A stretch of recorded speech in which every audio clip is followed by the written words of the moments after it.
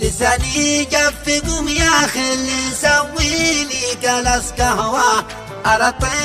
لساني ودي أتكلم أنا مكلوم ودفيني أنا برداني ما كفتني الفروة على رغم ان جوفي مثل جوف اثيوبيا محموم تشتت هاجسي يا خله والشعر اختلف جواه ونوي طار بعد اخبار شبواه كيف عجباني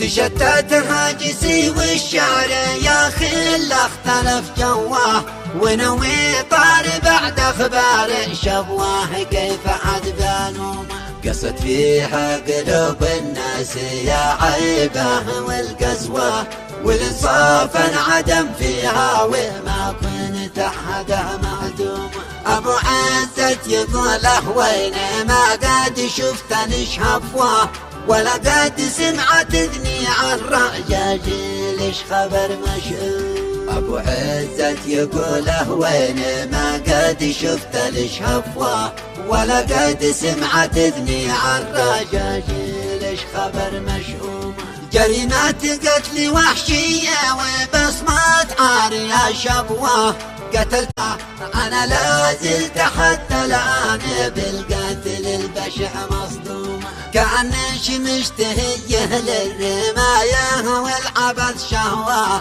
أنا لا زلت حتى الآن بالقتل البشع مصدوم وربي لو نتنياهو يسلم نفسه الزقوة ويتناجى بنا ويقول أنا بوجهكم يا قوم علينا العار ما نفسل عني الفيصل خزوة وشواه في نظرنا عزها زايد عن المعلوم من اللي هز هيبتها من اللي باسمها شواه من اللي من سطوح العز وطاها إلى البدر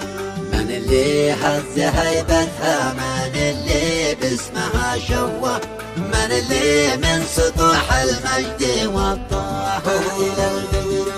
ضروري ننشو النشمي ونحدو كلنا حذوه ومن خالف معايير النعشة ما ننقده ونلوم نسيتوا يا بني حمير وقحطان انكم اخوة وصرتوا ذي مع سلمان يقتل ذي مع مقتول نسيتوا يا بني حمير وقحطان انكم اخوة وصرتوا ذي مع سلمان يقتل ذي مع مقتول